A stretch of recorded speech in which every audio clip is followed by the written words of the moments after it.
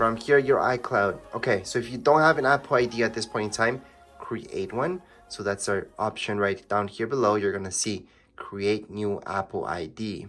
However, if you don't want to import anything into your Mac, you don't want an Apple ID tied to it, you could set that up later. However, again, if you're brand new to this, I highly suggest creating Apple ID. It is free, and that way you guys keep everything on your Apple ID, including your passwords and all that stuff. You could, if you want to, keep it as a backup in your Apple ID. Now, if you're just setting this up for somebody else and you want them to deal with this later, you can always choose on setup later, and that way you're not importing anything personal into it as well. So I'm gonna show you both options at this point in time. So if we click on create new Apple ID, it's gonna take us here. So you just have to choose your new Apple ID. So at this point, just your birthday. So whatever your birthday is, just go ahead and choose it. And from here, scroll down just a little bit for me. Then I'm gonna go into continue on, put in your first name, last name, your email address. That means whatever email you guys have, Gmail, Hotmail, anything like that. Password, create a password. All right, so this will be your new password for your Apple ID. I highly suggest not using the same password that you use for your email. Just create a new one. And by the way, whatever email that you put up here, you're gonna use, that's gonna be your Apple ID. Then down here below, you're gonna see announcements. You can do a check mark there and then just go into next, but you don't have to. So that would be how you guys would create an Apple ID if you wanted to. However, let's say you don't wanna deal with that just yet. You can always go into setup later. So you would click there, you would use skip, and then you would keep going. Again, you do need an Apple ID to download anything onto your Mac. So if you guys want to download any apps from the App Store, you will need that Apple ID. So I highly suggest not doing this unless you're doing that. Anyways, whether you skipped or you created an Apple ID, you would see this screen next. Just click on agree, next up, then create your account. So you can actually put anything for your account. I can put tech and design, YouTube channel, for example, or I can put my real name if I wanted to. I can put my account name, which can be the same thing as my full name or a different name. So I can put tech design as my account name. It's much shorter. I can create a password. So create a password that makes sense to you. And before we could skip this, however, now we do need to create a password. So I'm just gonna create something really, really easy. And you can always do a hint. So you can always give a hint for your password, or you can just skip that part. I'm just gonna skip that part, going to next. So on down here below, continue on. Almost everything that we're doing right now, we can change later on. So it's not a huge deal. However, some things are a little bit difficult to change, such as your account name. Your full name, not really, but your account name, because that's gonna be your folder and all that, your home folder. It's not difficult, but it's a hassle to do it. So it's better if you choose something that you really want at this point. So right now it's creating that account for us. And I highly suggest to enable your location services. That way you guys can use Google Maps and all that stuff without any problems. Actually, you can use the maps from Apple themselves without any problems and all that stuff. You can share your stuff or not. I'm gonna share everything because I do want to improve my computer. And right here, screen time. This, I would suggest hitting it up if this is for your kids. So you can set up right now screen time. However, for most adults that I know, they don't really care how much screen time they spend on their Macs because it's usually for work and that's it. So I'm gonna just put that set up later on the bottom left-hand side. Siri is something that's for sure you're gonna use. And if you have an iPhone, you know how it works. You can say, hey Siri, and then it's gonna just go on and answer you. So you can enable hey Siri if you want or not. It's your choice. We're gonna teach you how to set it up, but you can always just uncheck this and just continue on.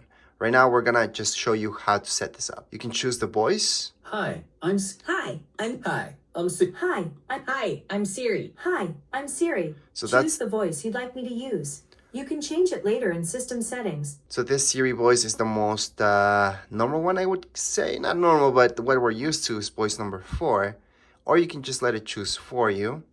But in this case, we're just gonna choose number 4. Continue on. And right now, you're just gonna set it up.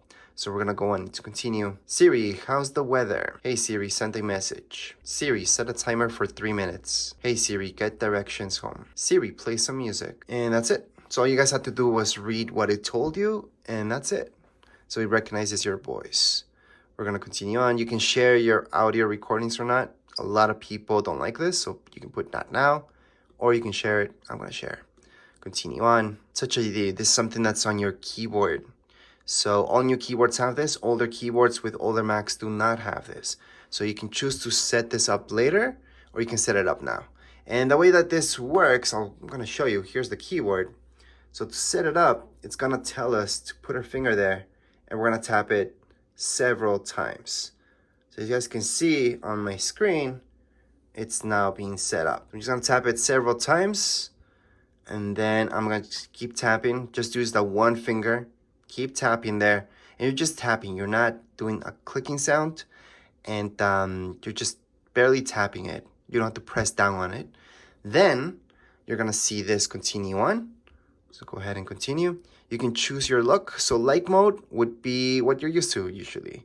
Dark mode is exactly how this shows you. Everything's gonna be dark with a dark background. For this video to work better, I'm gonna have to use light mode. I personally like dark mode though. Or automatic, it's gonna turn on light mode during the day and dark mode during the night. So it's better for your eyes, well, softer for your eyes. We're gonna continue on, and here we go. We're basically done with the whole setup, and the apps that you guys get on your Macs, the default apps, will be down here below. So let me just show you. In this view, it's a little bit easier to show you everything you guys get.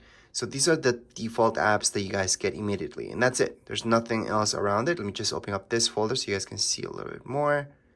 These are another few apps that you guys get, and that's it. So you don't get Microsoft Word, for example. A lot of people ask me if you get Final Cut Pro with it.